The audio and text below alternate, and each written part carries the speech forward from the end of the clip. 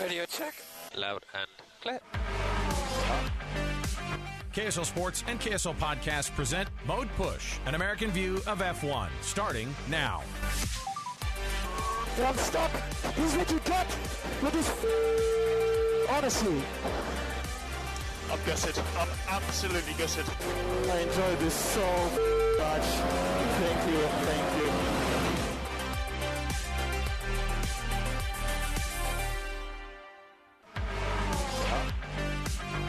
Hey, everybody, welcome on in. It's another edition of the Mode Push Podcast brought to you by KSL Sports, KSL Podcast. Alex, Kirry, Dan Jimenez, another show. And what's a bummer about this, Dan, is that like we just haven't been able to see each other very often. The off season really is the freaking off season in F1. They take it seriously. Yeah. I'm ready to get back to a show or two every week. I'm excited for this to start up. Absolutely, but we are. It's just as important. Honestly, I'm just about the entertainment, and it's just as important for me to get Drive to Survive back. And we're going to have breakdowns. Oh, yeah. We're going to have a couple of episodes of breakdowns of this season of F1's Drive to Survive on Netflix. And so that'll be coming up, I think, next week. When's the actual drop? We're talking about the 24th, next week, 25th? 24th, yeah. So we're going to just get right into it. And it's when I'm watching it in the middle of the night and my wife goes, "What are you doing?" Research. Research. That's all that matters. Part of my job. I have to do it, honey. I have to watch all these. I have to binge watch them. It's so Dan won't know more than I do. Right. On the podcast. Yeah, right. Here we go. So the cool thing that's happened since we've last gotten together is, of course, the rollouts of these new cars. And these is PR. These are PR events. PR stunt, yep. Last year, we were just going, what on earth are these cars going to look like? And now we've gotten more into that mode of, okay, we know what that look is. We've seen what this look is. And now the cars are rolling out, and everybody's going to go, how on earth can Red Bull just not be the automatic favorite? And so out of the big rollouts, you've done your homework on all these, and we're forcing you to just kind of break it down for us on some of these reveals and what these teams have found out about these cars. Because ultimately, the drivers have been in these cars already. Yeah. I don't know how much. Like, how much are butts in seats at this point of the year so far? A lot in the simulator, and the shakedowns that they've been doing after the reveals are probably the first time they've actually gotten in the car. So when they do those, like when they're interviewing on the track, and they're like actually discussing like what was going on with the car or whatever, that stuff just happened. Like that's maybe their first introduction, and then they have the PR team telling them, we're going to focus on saying these things. We are excited about this part of the car. Hold the party line on the development of the car. But they're obviously with the cost caps and everything, the Formula One's going to restricts the amount of on-track time that they get. And so after these reveals and as they do the shakedown lap around Silverstone, that's the first time that they're going to get a real feel. But they won't really know until next week when they go to on-track testing in Bahrain. And that's when we're going to know who has what. Well, where do you want to start? Should we go champions first and then go through the lineup? Or how is it? What are the ones that caught your attention, I guess, is the most important? I think the ones that caught my attention the most were Mercedes today. And then Alfa Romeo's was pretty surprising as well. But starting with Mercedes, the big thing last year was obviously that Mercedes was not as fast as everybody expected them to be, and that their design was the most out there. Like, it seemed that like everyone was either kind of looked like a Ferrari or kind of looked like a Red Bull, and then Mercedes has been this like third odd duck with the zero side pod design. The side pods were the biggest issue. That's the big issue. And so throughout the year when their performance was suffering, everyone was like, well, it must be the zero side pods. You're the only ones that have that. But it was what Mercedes will say is that it was really more tied towards the porpoising that they were dealing with more than the other teams, and that it wasn't really the side pod, that was kind of like a red herring. And they've doubled down on that with the development of this car, that what they've released and shown to everybody as of today is that like they're sticking with the zero side pod. Now it's shaped a little bit different. The inlet is positioned in a different spot, but in the end it's still the same design thesis as last year. And as they've interviewed Toto and George and everybody, they're sticking with the same story, which is, our performance issues last year weren't really with the side pod. Toto was saying that it's more beneficial to just stick with what you know and try to iterate on what you have than to try and start from fresh. Right. And because, the quote he was saying is you take 3 steps back and 2 steps forward when you do that versus just try to iterate on what we have right now. So that's what they've brought to the table for the start of this year, is a refined chassis. But there are other changes that in this W14 car that I think are more significant than the side pod stuff, and that's namely the front wing and the front suspension are very different than what they had last year. So here's George right after he got off the track, the first kind of his first go really in the W14. And they immediately asked him, like, hey, so you had last year's car, which everyone, wants to forget. And if you're in the Mercedes world, the dump truck. Yeah. What are the reactions so far? This was George's first reaction after he got out of the W14 this year so far.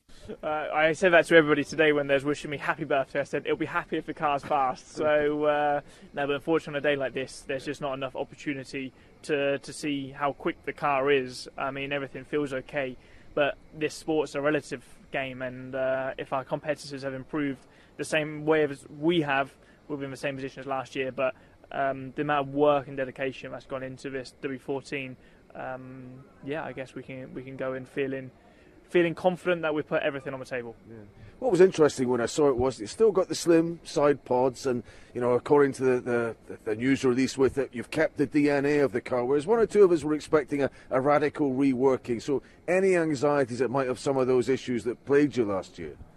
I don't think so. I think what people need to remember is we won a race last year with that design, and we are 99% sure that our issues weren't necessarily related to that narrow side pod concept. Visually it looks pretty drastic, but all of the magic happens underneath and how the floor and the wings interact. So time will tell. Listen. I think it's interesting. If George were not if he were not in the seat, if he didn't have a driver's seat, he would be the vice president of communications for PR for these guys, because no, not necessarily. Going into this whole thing of it's a PR memo of the question of, we thought there was going to be a big redesign because you guys kind of sucked last year. That was the idea, right? And it was no. You've had all season to work on this. We won a race last year, like that.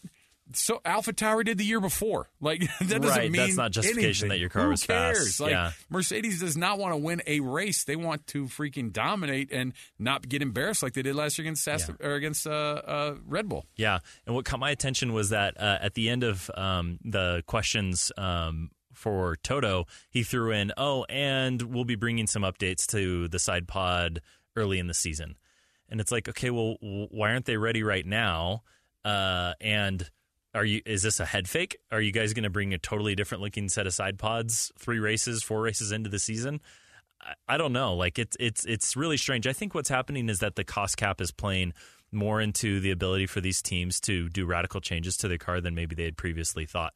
And I've heard that from a bunch of different teams. And Christian Horner, of course, the king of sandbagging, was also mentioning this, that it's like, hey, the cost cap is really hindering the amount of development we can do and how fast we can do it. So there's just a lot of parts and pieces to these cars that are being carried over from last year's car, because the relative performance gain that you'd get out of putting money into developing a portion of the car isn't the same as if you put it all into the floor and the front wing and the side pods. That's where all your gains are to be had. And so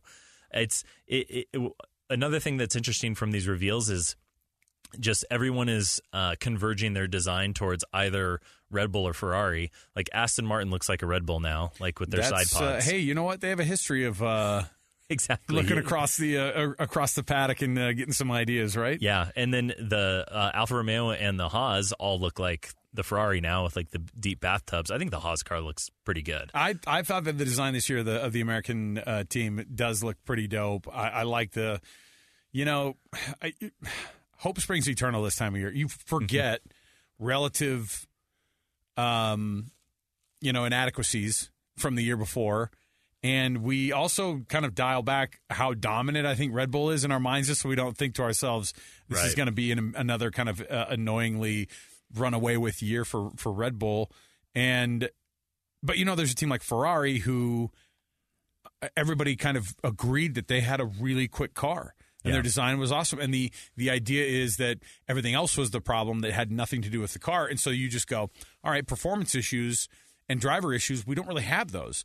We had management issues, and we had strategery and reliability. And reliability. Yeah. And so those are things that they've been talking about. But you sent me a rollout of the well, at least somebody putting together some of the highlights on TikTok, at least, of the Ferrari reveal. Ferrari doesn't go they go big on everything. Yeah, it was I've seen their whole event. In years past, they do the in-studio ones, and it's like everybody clapping. And it looks like a Steve Jobs kind of deal on keynote address. This one was like was it at Monza, or was it in? It was at Monza at the racetrack. Roll everybody out there, fill the grandstand. Audience, outside they had. Well, you can take a listen for yourself because it was just actually quite the scene. So here you go. Here's what it was. Ignore the Ferrari with one of the all-time greatest F1 launches. Violins.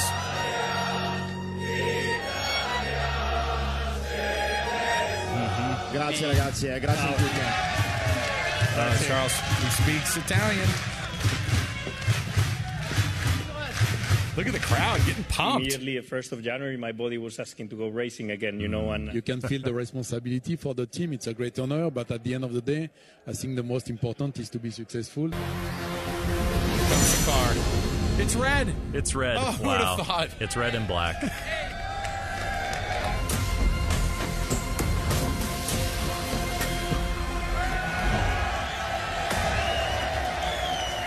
Crowd excited, getting the first look at the car. Black and red. It's just a big party. It is. Ferrari 2023 Formula One Championship contender, Carlos Charles. You can say a lot about Ferrari. You cannot diss on the Tifosi. And you know what? All the things that you might have hated about your team last year, Ferrari fans, you forget about those things. Like, again, it's what every dopey group of fans, that's what we do.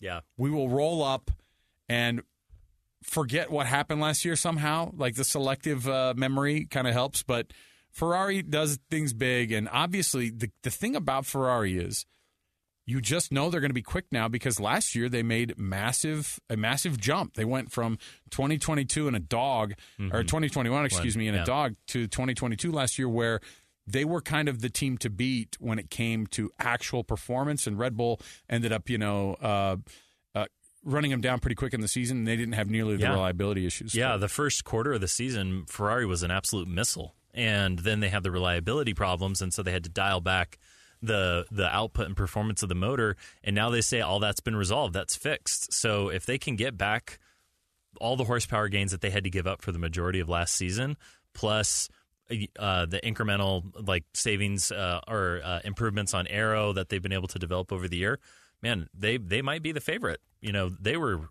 extremely fast, and we forget about that because once they had to dial it back, Red Bull just dominated from there on. Okay, so we've gone through some of the bigger teams, but of course the bovine in the room is the Red Bull. So what have they done? Because they're kind of doing it's been pretty low key because it's like, look, what do we have to prove? If we already won the championship by with what 10 races left or whatever it was, or 4 races left or whatever. We don't need to have some big rollout and convince you that we're going to be good. Yeah, their rollout was more focused on the Ford partnership, announcing that Ford was going to be taking over their, from Honda, their engine program in 2026, and the car reveal felt almost secondary to that. So I think you're right. They're the de facto leader going into the season, so they don't have a lot to prove. They also don't want to give up a ton of secrets either. And so I think they just were point everybody's attention onto this, big partnership announcement, and don't worry too much about what's underneath the hood of this thing, because I expect it's just going to be more of the same last year. I think George made a good point in that clip that it's, Mercedes can make a bunch of gains, but they have to make more gains than Red Bull did to even catch up. Sure.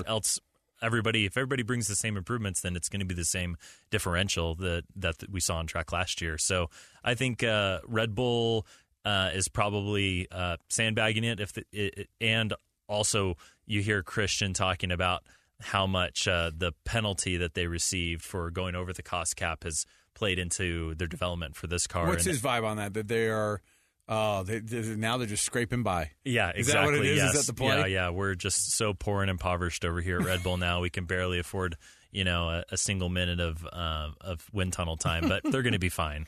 Let's go back for a second to the Ford partnership. So in the our last episode, we were talking about how excited we were about Cadillac saying they wanted to get in. Yeah. And the Andretti World and Cadillac partnership seemed like such a great leap. Christian Horner, speaking of, he was like, why are people he dogged people for being negative about Cadillac wanting to get in. Before that, the week before, when we had done another episode before that as well, you said, I think it's going to be Ford before it's GM. Yeah. And then we had the Cadillac announcement, but nothing's really come from that. And then Ford does sneak in the back door and get themselves on there. And, credit to smart. Credit to Chris Farley's brother, the CEO of Ford. Jim. Yeah. Jim is like, the guy has racing desires. Like, Ford has walked away from that racing development mentality sometimes in its history. Yeah. And everybody wants a piece now. And so what is the partnership exactly? Is it, and how does it work in comparison to, like, is it just like, hey, they're an engine manufacturer now, and does that open the door for them later to maybe even have or would it be easier for them then to say, hey, we're producing power units for Red Bull, we're also going to produce power units for ourselves as we get into this thing? Or maybe maybe they have the Lincoln brand out there running around a Lincoln Continental.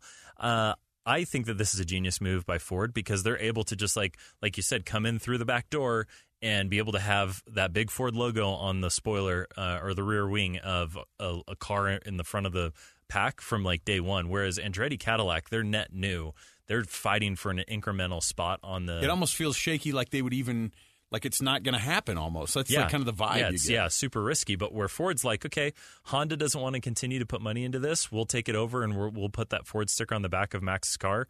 And I think they'll get all the marketing return that Cadillac would get out of coming in with Andretti, but just short-circuit it and not have the risk. Now they're going to have to put a lot of money into engine development. It's not free. One interesting thing is that Red Bull has been petitioning to get in 2026 like a new engine manufacturer status, which gives you more test time and more availability to develop these engines. But Formula One so far has said no, like you're just taking over from Honda. This isn't. It's not like Ford's coming in and starting from zero and like designing. Right. They're essentially going to take the plan and what Honda Power did. Yeah. Because Red Bull said, oh, yeah, we're manufacturers too now, but they just had, scratched out the Honda parts and put Red Bull on it. And that's essentially what they're talking about is, no, you already have a power unit you might make improvements to, but it's already been kind of developed for you. Yeah.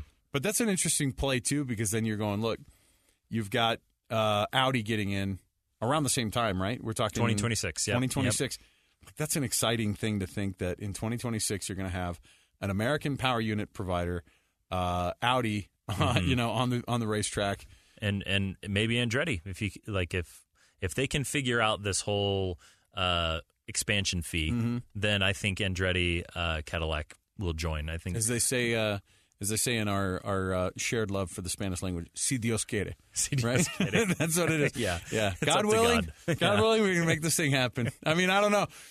We have no control over it. Yeah. Si Dios quiere, we'll see some Americans if racing. God willing, and if you bring $600 million to the table, then sure too. you can have two spots on the grid. Other highlights from the rollouts of some of these teams here, because we McLaren, who we were putting up toward like the front of everything up until last year, now is just like, I mean, they had the Gulf. The guys in the Gulf like fire suits kind of walking around the car, and I thought, well, that's cool. But you know what? Zach Brown went from being a hero there at the MTC there for them, and ended up being like that. I don't know where McLaren's at. I didn't even hear much about their rollout either. Yeah, there was nothing substantial or headline worthy that came out of their launch, and just a lot of quotes around oh, we're still really investing for like future years, you know, and it's like, oh, well, okay. So are the Jets. Right. Yeah. And Lando has that super long contract, and I definitely think he is a talent that could be winning races repeatedly, but he's not in the right equipment too. And you know what? You saw a crestfallen Lando last year. Yeah. Like a guy who knows that he should be winning races, had to watch Danny Rick win one. Like in a weird way, in a weird like twist of fate, right? Like this is a gut punch.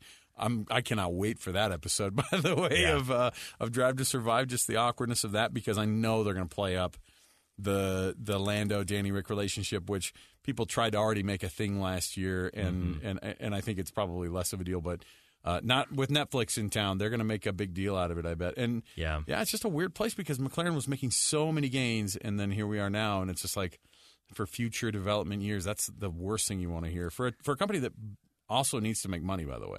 Right. Yeah. No, it's rough over there. If they have another year like they did last year, I wonder if Lando tries to get his way out of that contract. I think if I were him, I would.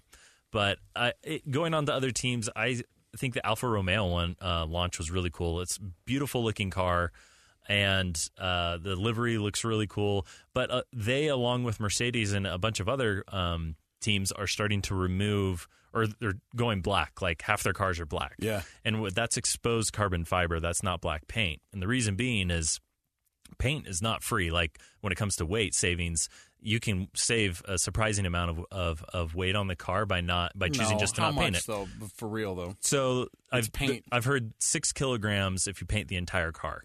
So 6 times 2.2. Is that 1,000 pounds? Yeah, no, 6 times 2.2. So okay. 14, 15 pounds. Eesh. And that's not nothing. And all of these teams are fighting to get to the weight limit, which is like so interesting to me because like in NASCAR, did it go up or down this year? I can't remember. Did they add 2 kilos or take 2 away? It's around 800 kilos. It's around, it was like 798 that I think maybe went to 800.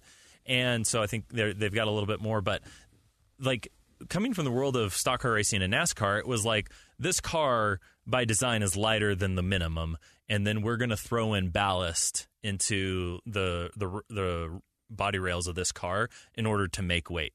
But it's the opposite with F1. Like the what's required to put on the car weighs so much that they're always fighting to get down to the minimum. And most cars are heavier than the regulations, and it's like a big accomplishment if you can actually get to the minimum. Where NASCAR was, everyone is exactly on the limit because you just add your ballast until you get there.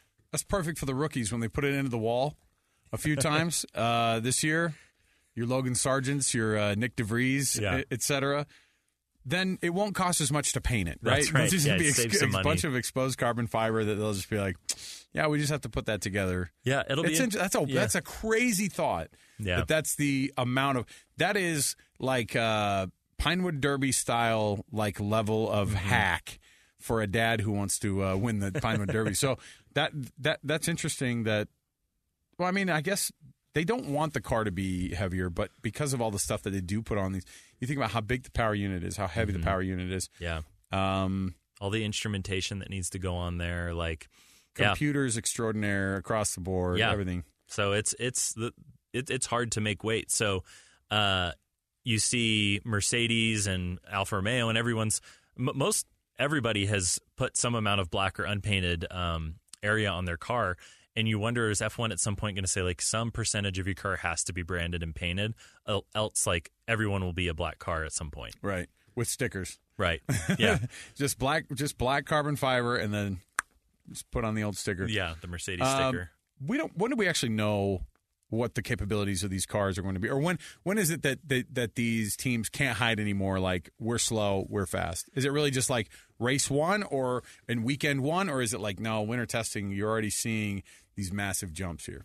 Yeah, I think the winter testing or the on-track testing next week will know. Last year, that's when we saw that Mercedes was slow, and everyone was like, are they faking it? Are they sandbagging? And it's like, no, they were actually slow. I think the teams want to know, okay, the relative gauge on where they landed, and so they will go all out in that testing and I think that's like on a pure speed basis, and you'll get some sense of race pace. But with those testing sessions, they're just iterating through so many changes trying to validate what they've developed over the winter in the simulator, that you probably don't get as much of a feel for relative race pace, but definitely all out like pole speed, we'll know who's quickest. And then it's hard because then, and this is the part of F1 that I always have a hard time with. It's like you'll have the best driver, not necessarily in the best car. Right. And we've seen that before. I think with Red Bull, you're basically seeing, a top 2 driver in the best one of the equipment. best cars. Yeah. And so what you hate to see is, we brought up Lando already, that's a guy who, and that's the part of, I'm not a big IndyCar guy, but to their credit, like they make those cars are the same. And and I don't know at what point every sport has to make these concessions to be more compatible with the viewer. Because you and I are the ones who drive it, right? Like we in my case, I'm a new fan relatively, over the last 5 years to F1.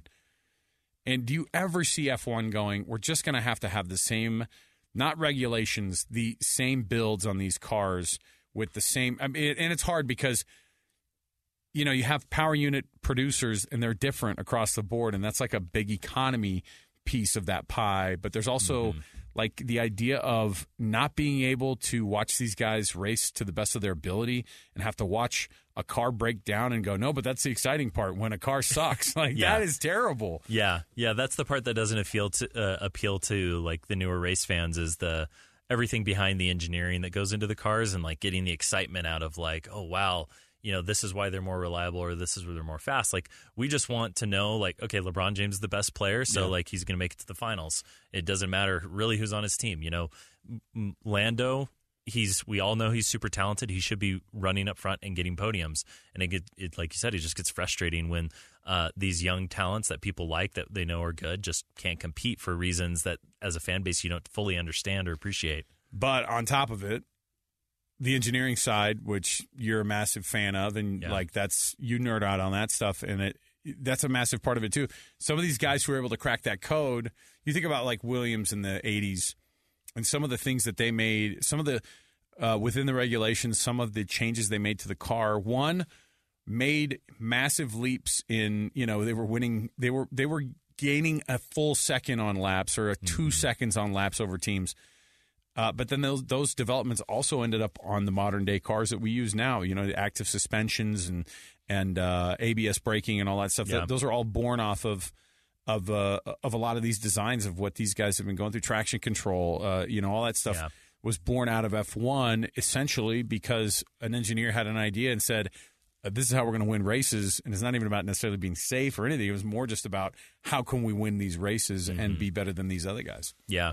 And that's the fun part for me from the engineering side of it. And I think that we have not yet fully seen the effects of the cost cap. Even though it was in place last year, I think we have to get through another cycle of it through like a second off season with the cost cap before we see, okay, how competitive is this going to make the sport?